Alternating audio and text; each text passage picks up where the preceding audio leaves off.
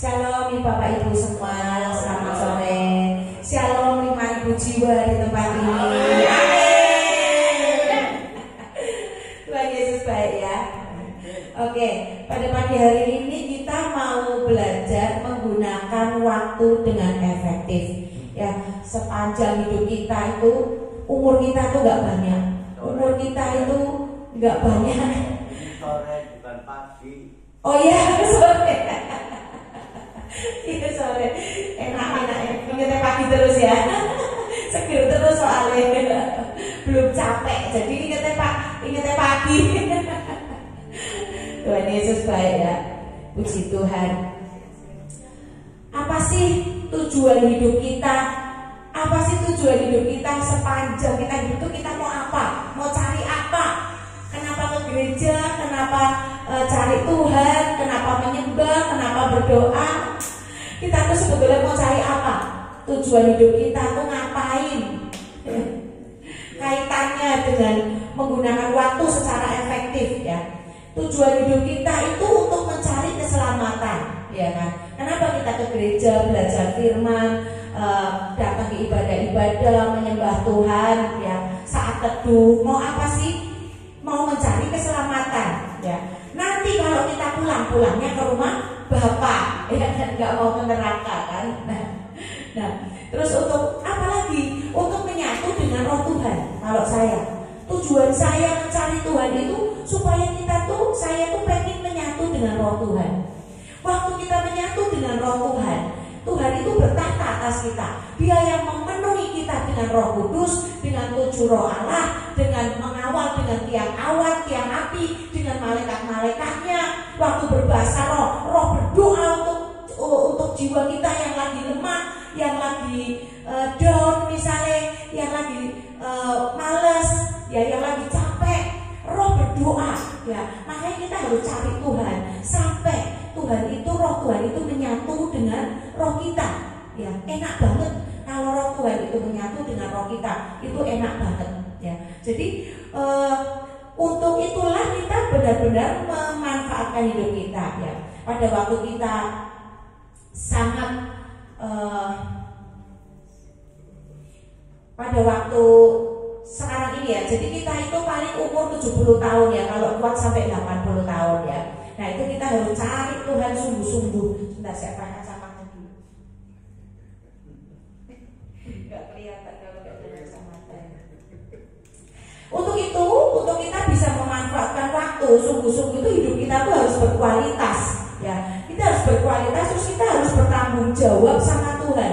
Nanti kalau kita pulang, kita tuh harus ingat, kita tuh dituntut pertanggungjawaban di hadapan Tuhan. Itulah kenapa hidup kita tuh harus berkualitas di hadapan Tuhan. Ya, ada banyak hal yang harus kita mengerti dan kita pelajari. Hidup kita tuh singkat. Ya, lagi kemarin baru ulang tahun, tiba-tiba udah ulang tahun lagi. Ya kan, baru kemarin ngerayain ulang tahun anak, anak udah tambah 1 tahun lagi. Baru kemarin kayaknya gandeng-gandeng anak, tahu-tahu anaknya udah gede, udah punya pacar, udah ya kan, udah pengen kerja, udah mau pengen nata masa depannya, ya kan. Nah itu singkat banget, waktu begitu cepat berlalu, ya. Oleh karena itu kita perlu mengenal Allah dengan benar. Kalau cuma hidup kita tuh singkat dan kita nggak bisa mengenal Allah dengan benar, alangkah ruginya, ya. Kita nggak tahu kapan kita dipanggil pulang, ya kan. Bisa aja besok dipanggil pulang, bisa aja sebulan lagi, bisa aja kita dikasih umur lebih dari 80 tahun. Tidak ada jaminan Tuhan seberapa umur kita. Maka dari itu kita harus terus waspada, ya. Kita harus mempergunakan waktu dengan benar-benar berkualitas, ya. Waktu yang singkat ini pergunakan, cari Tuhan sungguh-sungguh sampai Tuhan itu mengenal kita, ya. Sampai Tuhan memberikan kepercayaan kepada kita, ya. Nah itu kita tuh juga harus merdeka, ya.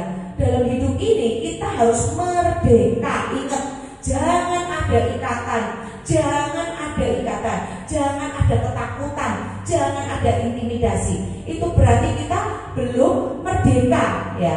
Ngeri banget kalau kita belum merdeka, ya. Jadi kita harus merdeka dengan apa? Dengan menguasai kebenaran firman, belajar firman, kita merdeka dengan tahu betul firman Tuhan, hukum-hukum dan ketetapan Tuhan, supaya kita bisa merdeka dari dosa, dari intimidasi, ya kan? Nah itu, ya, jadi seorang anak itu pasti mengenal bapak ibunya, bapak ibu pun juga mengenal anaknya, ya kan? Nah, sudahkah kita tahu apa panggilan Tuhan atas hidup kita, apa destiny Tuhan atas hidup kita di waktu yang Tuhan berikan sangat singkat ini? Ya, apa sih panggilan kita? Ya kan? Sudahkah kita menjalankan perintah-perintah Bapa? Apa? Memikul salib, menyangkal diri, mengikut Yesus. Seperti di dalam Matius 16 ayat 24. Lalu Yesus berkata kepada murid-muridnya, setiap orang yang mau mengikut aku, ia harus menyangkal dirinya, memikul salibnya, dan mengikut aku. Sudahkah mau sampai di level ini? Ya, di dalam hidup kita yang singkat ini, sepanjang dari kita kecil sampai sekarang ini, kita sudah belum melakukan itu.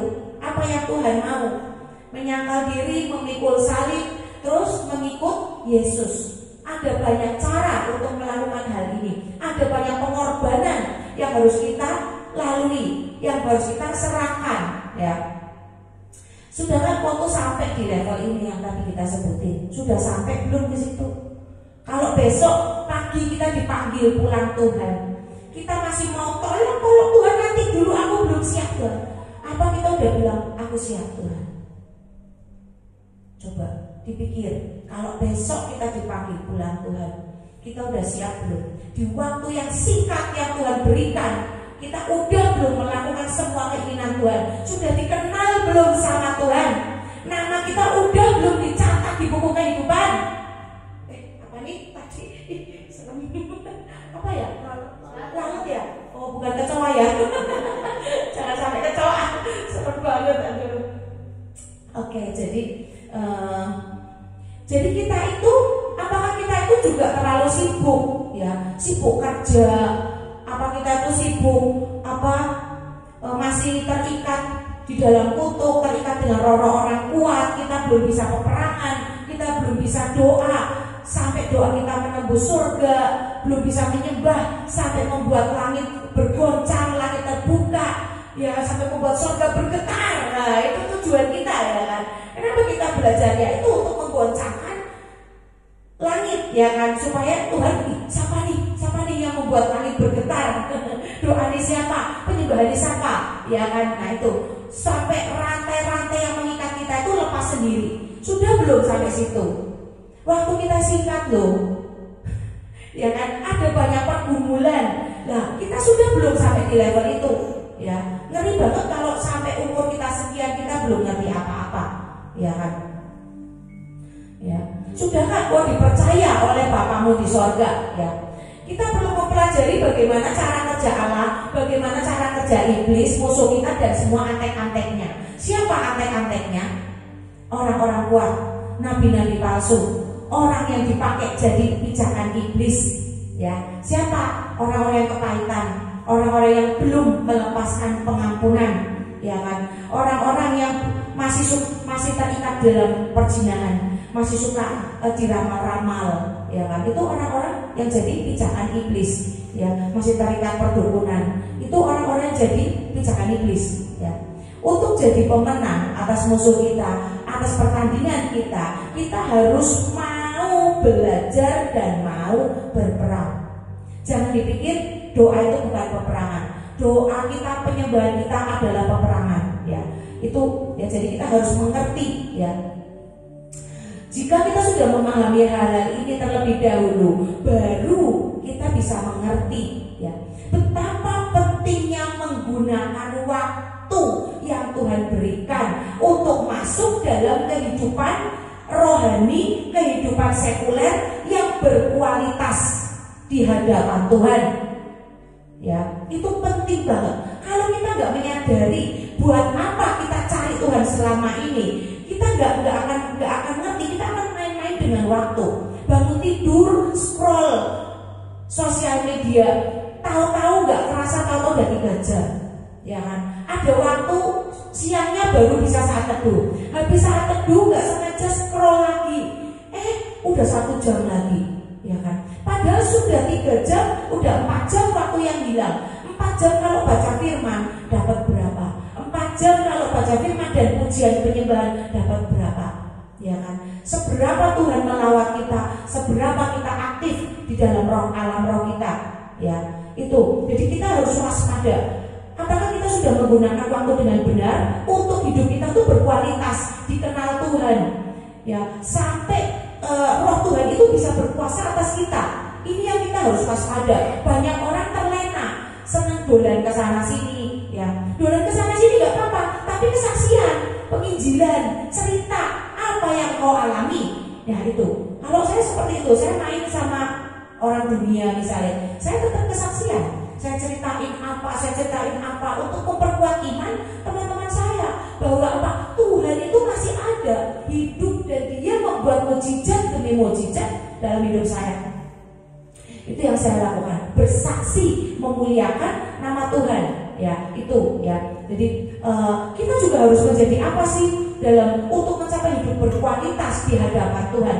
Kita harus jadi manusia roh, membangun manusia roh. Bukan manusia dunia yang gak punya kuasa, bukan manusia dunia yang gak punya otoritas, yang gak dipercaya Tuhan. Kita harus juga membangun manusia roh yang serupa dengan Bapa. Karena Bapa serupa dengan anak, anak serupa dengan Bapa. Ya, seperti yang tertulis di Alkitab. Kita diciptakan segambar dan serupa dengan Tuhan. Untuk menjadi serupa, ada banyak hal yang harus kita lakukan, ada banyak hal yang harus kita korbankan. Ya, kita harus jadi contoh dan teladan untuk anak-anak kita, hidup kudus dan mendapat perkenanannya, ya kan? Dan menjadi suratan terbuka bagi orang-orang di sekitar kita. Ya, terus kita harus juga berjalan di dalam tanda-tanda heran dan ajaib. Karena kita apa? Serupa dengan Tuhan. Kalau kita belum berjalan di dalam tanda-tanda heran dan ajaib, mukjizat demi mukjizat, kita belum serupa dengan Tuhan. Kalau perkataan kita, doa kita belum berkuasa, kita belum berjalan bersama Tuhan, kita belum serupa dengan Tuhan, kita belum dipercaya dengan Tuhan. Berarti waktu kita hidup dari dulu sampai sekarang, hidup kita belum berkualitas. Kita belum memanfaatkan waktu yang Tuhan berikan kepada setiap kita. Introspeksi diri, sudah belum? Waktu cuma terbatas loh. Sekarang aja umur kita udah berapa? Alkitab bilang umur kita cuma 70. Kalau kuat sampai 80 doang. Selebihnya kasih karunia Tuhan, ya kan? Ya, mari kita mau lihat ini ya. Kita masuk Mazmur 90.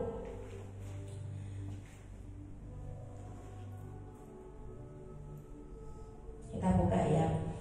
Mazmur 90 menggunakan waktu dengan efektif ya, perikopnya apa, tema kita malam hari ini menggunakan waktu dengan efektif. Mazmur 90 ini di sini ditulis, saya pakai kitab bahasa Indonesia sehari-hari ya. Allah tempat perlindungan manusia. Ini doa Musa, hamba Allah ya. Doanya Musa. Mazmur 90 adalah doa Musa, seorang pemimpin rohani yang telah melewati pasang surut kehidupan umat Allah. Dia sudah melewati banyak sekali pasang surut selama memimpin bangsa Israel, umat Allah ya. Musa mengajak umat untuk hidup dengan bijaksana dan menyadari bahwa waktu adalah anugerah yang harus dipertanggungjawabkan. Karena Musa sendiri menggunakan waktu sampai dia menggunakan waktu tidak dengan hikmat, ya kan? Sampai dia tidak bisa masuk di tanah perjanjian loh. Ya, tujuan kita apa? Kayak tadi awal kita sharing ya kan? Tujuan kita tuh keselamatan loh. Waktu kita nggak bisa masuk ke tanah perjanjian, betapa sedihnya. Tujuan kita miss, ya kan? Miss karena apa? Sungut-sungut kita, karena kemarahan kita. Ya, karena lelah, burnout jadinya lelah. Akhirnya apa? Bersungut-sungut marah. Akhirnya apa? Tuhan marah. Sampai dengar pesan Tuhan suruh mukul, suruh berkata-kata pada batu, malah dipukul sampai 2 kali. Ya kan? Nah itu sampai salah, ya kan? Miss mendengar suara Tuhan, mendengar perintah Tuhan. akhirnya Tuhan marah. Ya. Bagaimana membangun hidup berhikmat dan bertanggung jawab atas waktu yang Tuhan berikan. Kita baca di Mazmur 90 ayat 1 dan 2. Kalau di sini ya, di Alkitab saya, ya Tuhan, doa Musa hamba Allah, ya Tuhan, Engkaulah tempat kami berlindung turun temurun. Sebelum gunung-gunung diciptakan, sebelum bumi dan dunia dibentuk, Kau bentuk, Engkaulah Allah yang kekal, tanpa awal, tanpa akhir. Yang awal dan yang akhir. Sebelum bumi dibentuk itu Tuhan sudah ada, ya. Tuhan adalah tempat tinggal yang teguh. Dinyatakan dalam ayat tersebut, Tuhan, Engkaulah tempat perteduhan kami turun temurun. Di dunia yang terus berubah, Tuhan adalah satu-satunya yang tidak berubah. Dari dulu sampai sekarang itu Tuhan itu tetap. Tuhan itu ada sebelum segala ciptaannya. Sebelum gunung-gunung dilahirkan, Engkaulah Allah dari selama-lamanya. Pada waktu itu tidak membatasi. Kesadaran akan kekekalan Allah menumbuhkan rasa rendah hati.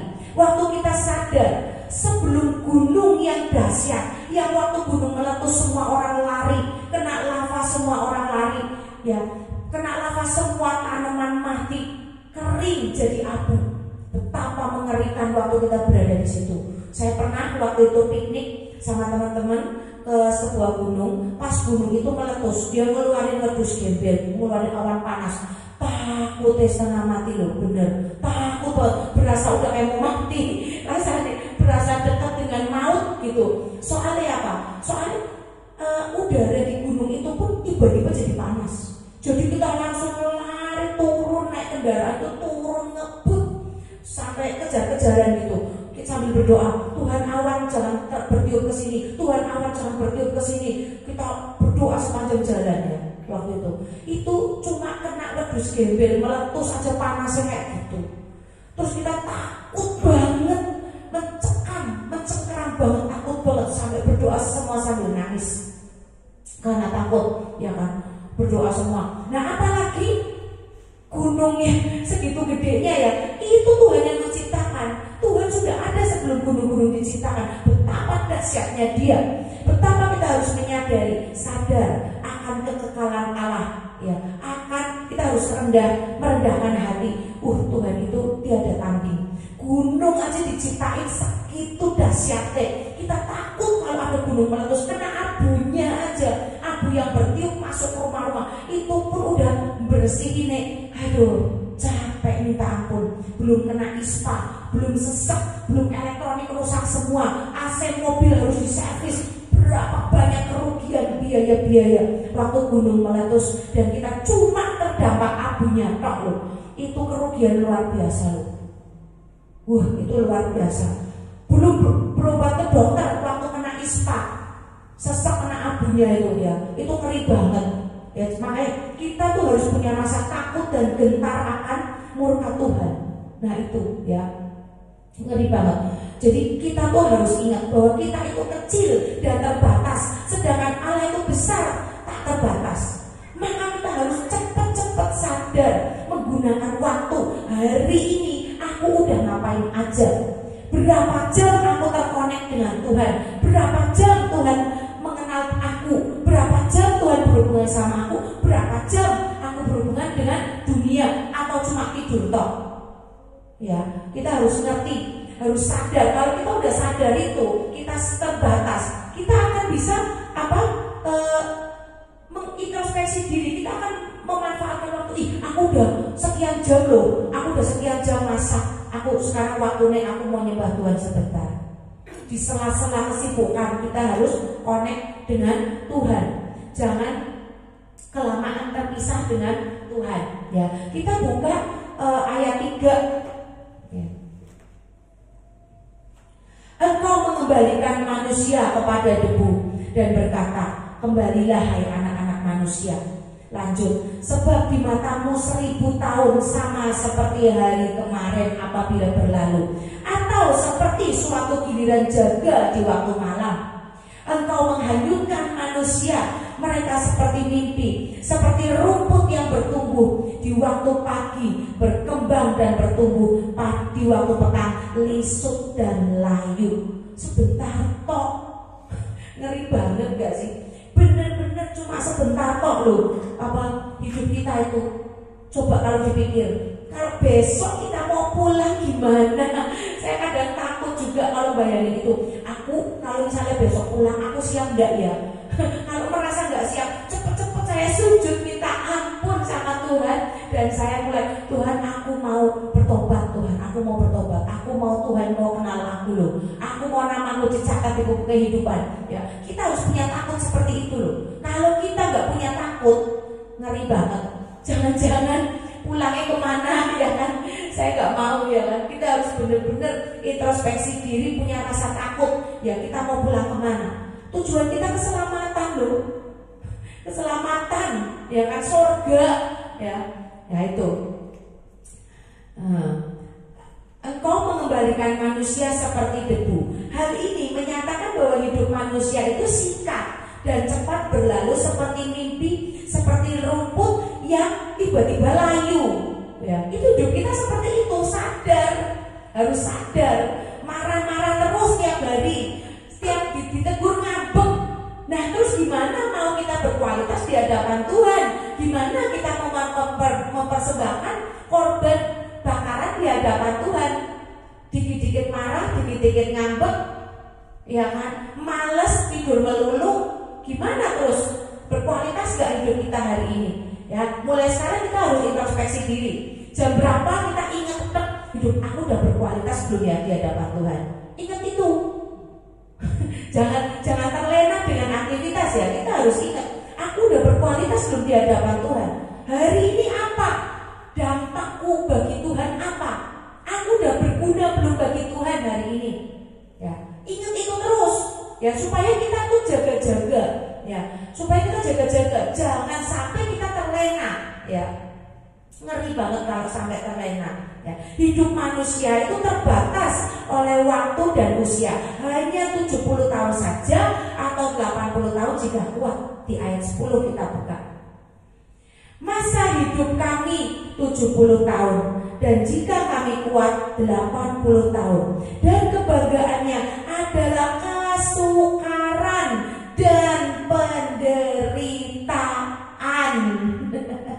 Ya, penderitaan. Sebab berlalunya buru-buru. Alkitab bilang berlalunya buru-buru dan kami melayang lenyap. Ya. Tapi Tuhan mencatat segala sesuatunya.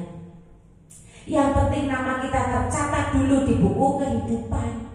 Kalau belum tercatat di buku kehidupan, betapa mengerikan. Kita pulangnya kemana?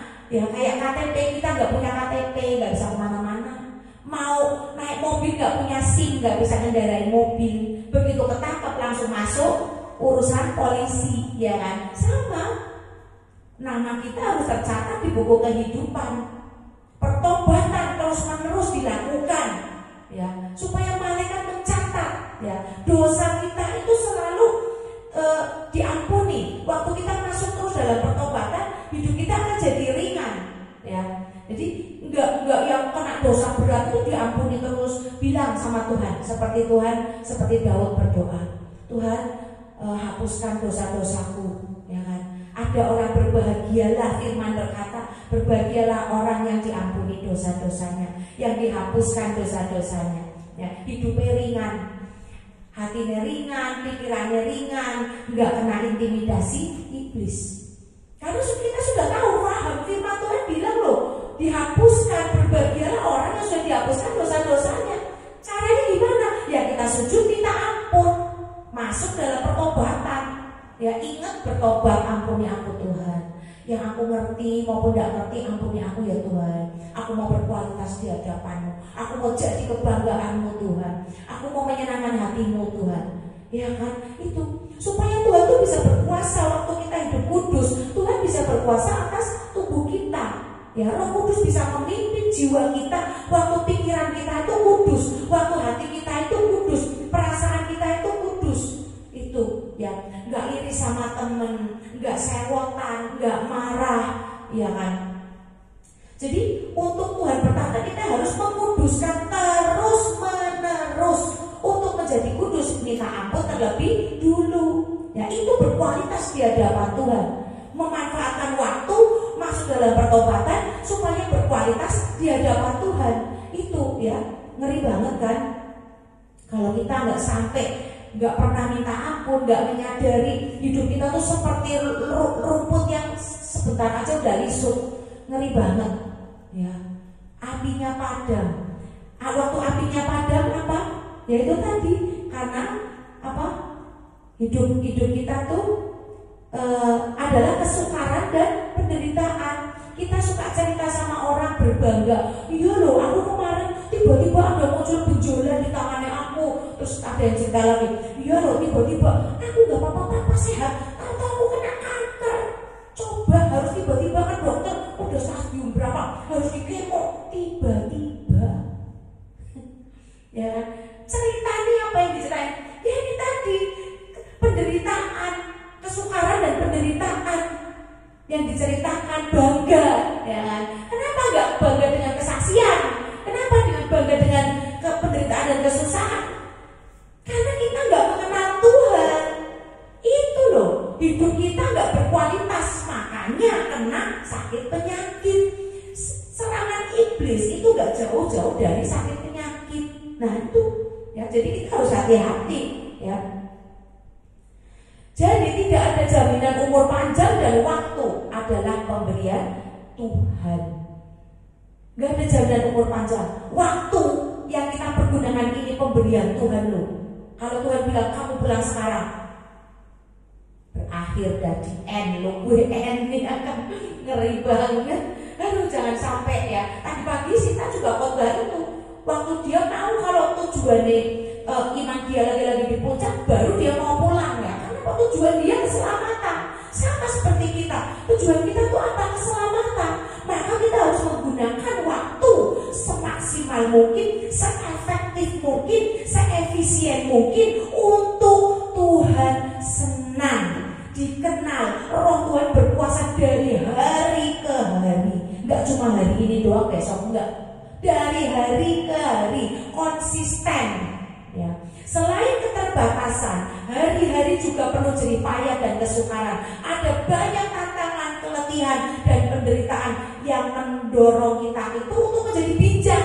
Jangan malah mutung, tapi minta tujuh roh Allah untuk kita diberikan roh kebijaksanaan, hikmat kebijaksanaan dan pengertian apa yang Tuhan mau waktu kita mengalami segala sesuatu itu, ya. Memanfaatkan waktu dengan maksimal. Ingat, jangan buang waktu untuk bersungut-sungut seperti Musa. Di dalam Mazmur 90 pelajaran berharga. Musa tidak bisa masuk tanah perjanjian karena terus bersungut-sungut. Pelajaran berharga, waktu gunakan waktu dengan efektif, efisien, ya. Jangan kita diperdaya iblis ngolor-ngolor waktu kita, membuat kita pengen scroll medsos terus sampai kita lupa waktu kita ternyata kalau dibuat grafik itu sebagian itu untuk medsos. Betapa mengerikan. Buka medsos gak apa-apa, tapi dengerin khotbah, dengerin audio Bible, ya itu nyanyi nyembah Tuhan, ngapalin lagu-lagu rohani, ya apal satu demi satu. Jadi waktu terjadi sesuatu yang tiba-tiba kita punya sesuatu yang gampang banget, yang kita gampang banget untuk menyembah Tuhan, untuk connect dengan Tuhan, ya itu dengan apa? Lagu, paling gampang ya dengan lagu, ya kan? Ada kuasa dalam darahnya. Nah itu udah connect banget. Waktu kita tahu menghadapi musuh, darah Yesus langsung nyembah Tuhan, ada kuasa dalam darahnya.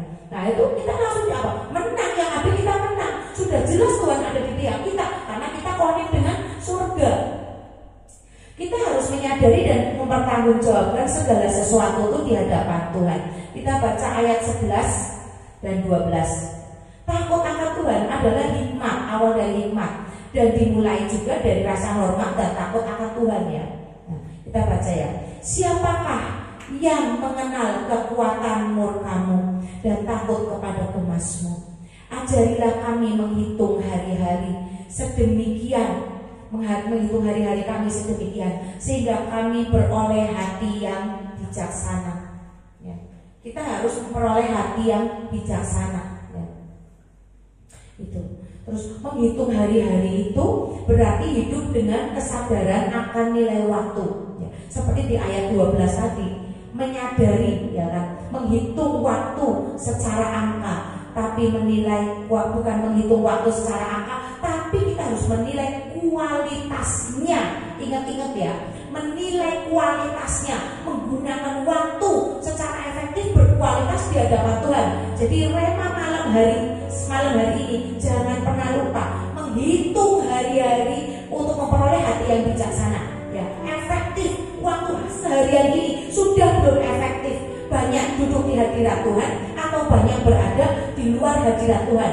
Ya, itu segala sesuatu itu akan dihitung sama Tuhan dan ditimbang.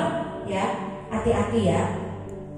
Jangan sampai iblis mengecoh kita dengan membuang waktu banyak, membuang waktu kita banyak, tapi kita nggak menyadari, kita nggak berkualitas di hadapan Tuhan, tiba-tiba disuruh pulang. Jangan sampai itu terjadi. Ya, kita juga harus membangun hati yang berhikmat untuk dipertanggungjawabkan kelak. Ya, ini bukan otomatis, tapi apa? Tapi kita melalui pengalaman kita, didikan, tempaan Tuhan, korban yang kita harus lakukan dengan menyalibkan daging, menyangkal diri, ini perlu. Ya, kita sudah banyak tahu apa itu menyangkal daging, ya, apa itu menyangkal diri, menyalibkan daging, mengikut Tuhan juga nggak mudah. Ya, harus menjual segala sesuatunya, melepaskan semua yang melekat, baru bisa mengikut Tuhan. Melekat itu dilepaskan, yang dunia-dunia itu dilepaskan. Nggak pelit, nggak jadi orang pelit, baru bisa ngikut Tuhan. Kalau masih pelit nggak bisa ngikut Tuhan. Salah satu contohnya kan itu, ya. Oke, kita buka lagi.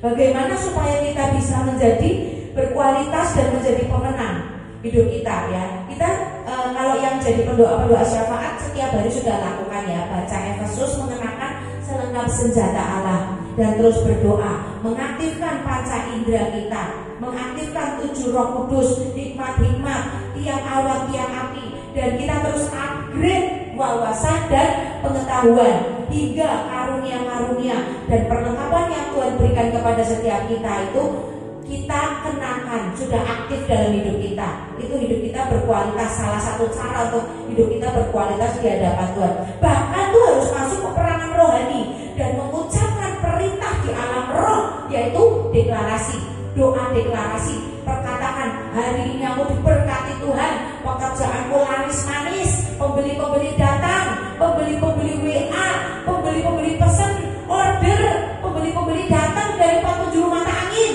Ya kan, katakan itu, ya, yang bekerja, ya. Karena kan kita harus mempraktekkan apa yang sudah Tuhan percayakan kepada kita. Kita harus jaga dan mempraktekkan dengan kuasa perkataan, ya, supaya segala sesuatunya tetap baik adanya, nggak dicuri orang, ya, itu ya. Nah, kita buka Kejadian 1 ayat 28. Allah memberkati mereka, lalu Allah berfirman kepada mereka, beranak cuculah dan bertambah banyak, penuhilah bumi dan taklukkanlah itu, berkuasalah atas ikan-ikan di laut dan burung-burung di udara dan atas segala binatang yang merayap di bumi. Kita disuruh berkuasa, menguasai, ya kan, dengan banyak cara, dengan berdoa, deklarasi, ya kan, dengan pujian, penyembahan, berhikmat, ya kan. Terus kita harus apa? Yang kedua, untuk kita berkualitas di hadapan Tuhan dan efektif, sadar dan berjaga-jaga, ya, dalam doa sambil terus perintahkan pelayanan malaikat, ya. Terus kita yang berdoa untuk bangsa Indonesia, aktifkan bala tentara sorga, ya, untuk mengawal pelayanan malaikat, untuk mengawal berkat-berkat yang Tuhan berikan kepada kita waktu kita tidur, ya. Tuhan memberkati, ya, orang-orang yang dicintainya pada waktu tidur. Jadi kalau bangun tidur kita take over, aktifkan pelayanan malaikat untuk supaya kita menerimanya, ya, jangan sampai miss, ya kan. Nah, untuk membuka perjodohan bagi anak-anak kita, menjungkir-balikan setiap agenda pekerjaan iblis, itu hidup kita berkualitas. Ya, doa kita itu kalau udah sampai seperti itu, termasuknya kita tuh udah berkualitas di hadapan Tuhan. Karena kita menjadi apa? Partnernya Tuhan, ya. Nah, itu. Terus di dalam Yakobus 4 ayat 7 sama 10. Karena itu tunduklah kepada Allah dan lawanlah iblis, maka ia akan lari daripadamu. Rendahkanlah dirimu di hadapan Tuhan dan ia akan meninggikan kamu. Ya, kita harus melawan iblis dan tunduk kepada Allah. Ya, ada banyak cara untuk melawan iblis. Ya, untuk tunduk kepada Allah kita belajarnya di mana? Datang ke komsel, datang ke reading Bible, ya, itu ya. Nah, masih ada banyak hal yang harus kita pelajari supaya kita sampai pada bisa bertanggung jawab di hadapan Tuhan waktu kita pulang nanti. Ya, menggunakan waktu secara efektif sampai kita itu dikenal Tuhan, nama kita dicatat di buku kehidupan dan kita bisa bertanggung jawab di depan Tuhan terhadap apa yang semua yang kita lakukan waktu kita masih hidup. Ya kan? Untuk keluarga, bertanggung jawab pada keluarga kita, pada pelayanan kita di gereja, pada kota di mana kita tinggal, pada pemerintahan di daerah kita, di kota kita, ya, pada bangsa Indonesia. Maka dari itu harus mampu memilah-milah, memperhatikan wadah mana yang tepat, yang dimana engkau bisa merasakan imanmu bertumbuh dan terbangun. Menetaplah di situ supaya engkau bisa berkualitas efektif, ya, hidup kita efektif dan berkualitas. Nah, itu ya, bisa bertanggung jawab nantinya di depan Tuhan waktu kita pulang, ya. Jangan menjauhi ibadah-ibadah dan pertemuannya. Belajar firman Tuhan sebagai fondasi hidup dan sumber hukum dan ketetapan Tuhan. Dan kita juga nggak mengalami kematian kedua, ya, mengerikan kan? Nah, itu. Nah, jadi kita harus tahu bahwa segala sesuatu yang kita lakukan itu ditimbang. Segala sesuatu yang kita lakukan itu dihitung oleh Tuhan, seperti di dalam Daniel 5 ayat 25. Ya, mene tekel ufarsin. Ya, kita harus sadar itu loh. Ingat terus apapun yang kita lakukan tidak ada yang sia-sia. Jangan dikira enak ya orang itu kok isa dolan terus gue selamat, gue diberkati. Aku duduk di hadirat Tuhan dapetnya cuma segini tok, berarti doanya kurang kenceng. Ya, berarti doanya kurang kenceng itu. Berarti kita kurang upgrade pengetahuan. Tanya Tuhan gimana caranya Tuhan, karena Tuhan itu kan udah memberkati, itu nggak tanggung-tanggung, mesti banyak kalau memberkati dan bertubi-tubi biasanya. Ya, itu kemurahan kebajikan selalu mengikuti. Ya, oke, kita janganlah kita didapati terlalu ringan sehingga kita ditampi oleh iblis karena kita tidak berkualitas di hadapan Tuhan. Ya, karena kita lupa tidak berjaga-jaga, karena kita lupa enggak menjaga kekudusan. Ya, jangan sampai kita ditampi oleh iblis lalu kita tidak selamat oleh karena apa? Tuntutan dan dakwaan iblis. Ya, hati-hati ya. Ingat kata-kata ini, mene tekel ufarsin. Ingat terus. Semua yang kita lakukan itu ditimbang, tidak ada yang sia-sia. Waktu kau menabur tidak ada yang sia-sia. Waktu kau capek-capek ngantuk datang ke gereja mau dengerin firman Tuhan tidak ada yang sia-sia. Tuhan catat, Tuhan timbang, itu adalah korban bakaranmu. Harusnya bisa tidur tapi capek-capek datang mau dengerin firman Tuhan. Itu adalah korban yang harum bagi Tuhan. Ya, oke, jadi kita ngerti ya bagaimana materi malam ini. Jangan sampai lupa menggunakan waktu dengan efektif. Ya, hidup kita harus berkualitas di hadapan Tuhan supaya kita selamat masuk surga dan kita bisa bertanggung jawab kepada Tuhan waktu kita pulang. Oke, jadi kita menjadi pemenang. Waktu ada pertarungan, disitulah akan muncul pemenang. Gak ada pertarungan, gak ada peperangan, tidak ada yang namanya pemenang. Oke, mari kita nyanyikan satu lagu. Tadi judulnya apa ya? Saya lupa. Ajar kami Tuhan. Yuk kita nyanyikan satu lagu itu ya. Terima kasih Tuhan untuk firman-Mu pada malam hari ini Tuhan. Kami mau belajar menghitung hari-hari Tuhan. Terima kasih Tuhan, kami mau belajar menghitung hari-hari. Kami mau terus belajar dekat dengan-Mu Tuhan.